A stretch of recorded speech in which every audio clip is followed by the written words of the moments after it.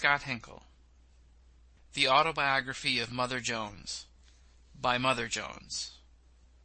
Chapter 27. Progress in Spite of Leaders.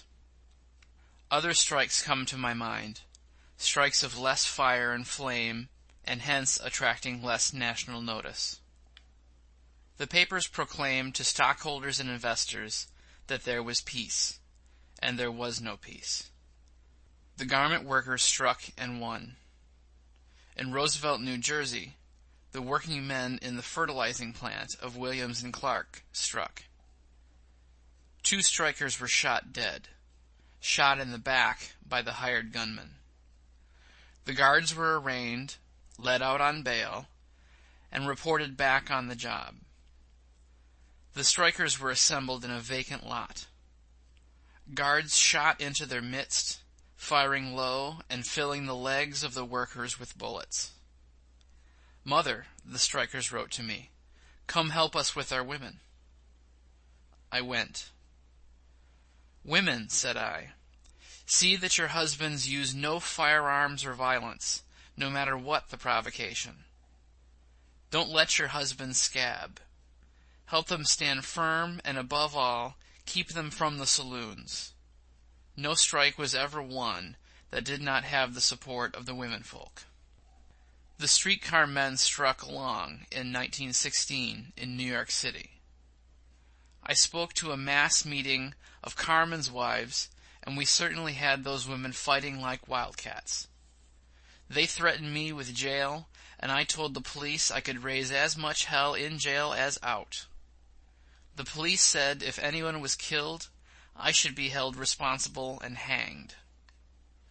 "If they want to hang me, let them," I said, "and on the scaffold I will shout freedom for the working class. And when I meet God Almighty, I will tell him to damn my accusers and the accusers of the working class, the people who tend and develop and beautify his world." The last years of my life have seen fewer and fewer strikes. Both employer and employee have become wiser. Both have learned the value of compromise. Both sides have learned that they gain when they get together and talk things out in reason, rather than standing apart, slinging bricks, angry words, and bullets. The railway brotherhoods have learned that lesson. Strikes are costly. Fighting them is costly. All the average human being asks is something he can call home, a family that is fed and warm, and now and then a little happiness, once in a long while an extravagance. I am not a suffragist, nor do I believe in careers for women, especially a career in factory and mill where most working women have their careers. A great responsibility rests upon women, the training of the children. That is her most beautiful task. If men earned money enough, it would not be necessary for women to neglect their homes and their little ones to add to the family's income. The last years of my life have seen long stretches of industrial peace. Occasionally has come war. I regretted that illness kept me from helping the railway shopmen in their brave fight for recognition a few years ago, and I rejoiced to see the formation of a third political party, a farmer-labor party. Too long has labor been subservient to the old betrayers, politicians, and crooked labor leaders. I had passed my 93rd milestone when I attended the convention of the Farmer-Labor Party and addressed the assembly. "The producer, not the meek, shall inherit the earth," I told them. "Not today, perhaps, nor tomorrow, but over the rim of the years my old eyes can see the coming of another day." I was 91 years old when I attended the Pan American Federation of Labor, held in Mexico City in 1921. This convention was called to promote a better understanding between the workers of America, Mexico, and Central America. Gompers attended, as did a number of the American leaders. I spoke to the convention. I told them that a convention such as this Pan-American Convention of Labor was the beginning of a new day, a day when the workers of the world would know no other boundaries other than those between the exploiter and the exploited. Soviet Russia, I said, had dared to challenge the old order, had handed the earth over to those who toiled upon it, and the capitalists of the world were quaking in their scab-made shoes. I told them of the national farce of Prohibition in America. Prohibition came, said I, through a combination of businessmen who wanted to get more out of their workers, together with a lot of preachers, and a group of damn cats who threw fits when they saw a working man buy a bottle of beer, but saw no reason to bristle when they and their women and little children suffered under the curse of low wages and crushing hours of toil. Prohibition, said I, has taken away the working man's beer, has closed the saloon which was his only club. The rich guzzle as they ever did. Prohibition is not for them.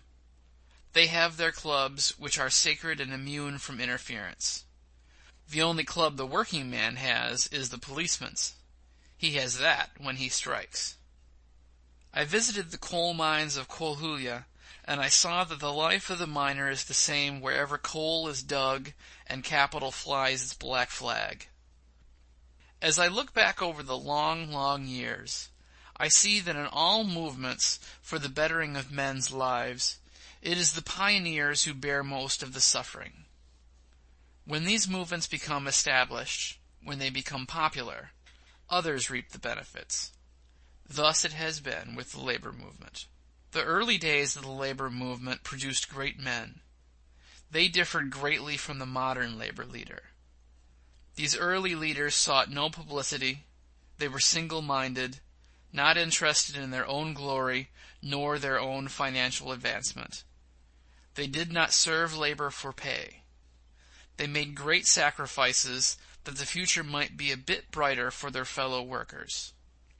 I remember John Siney, a miner; Halloran, a miner; James, a miner; Robert Watchorn, the first and most able secretary that the miners of this country ever had. These men gave their lives that others might live. They died in want.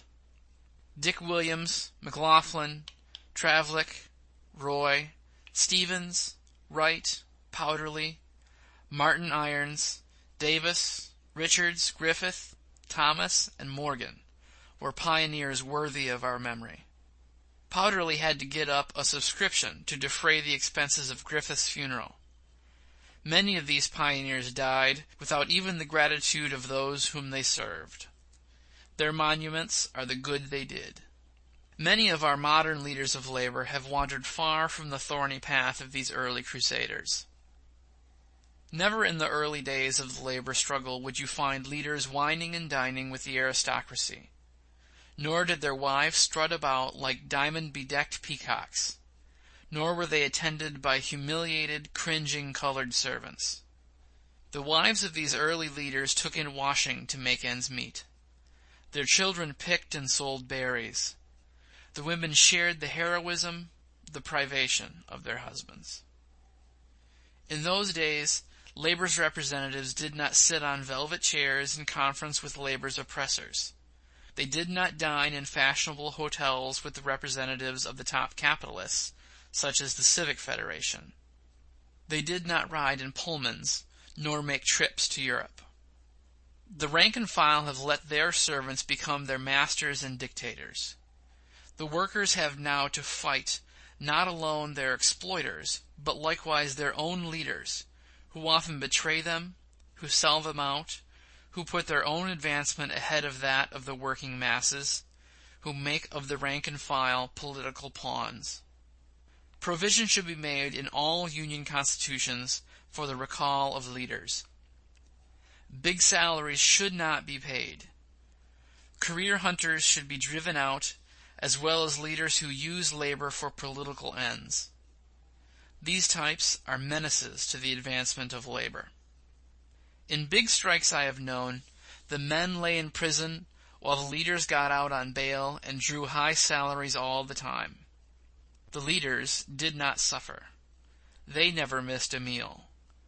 Some men make a profession out of labor and get rich thereby.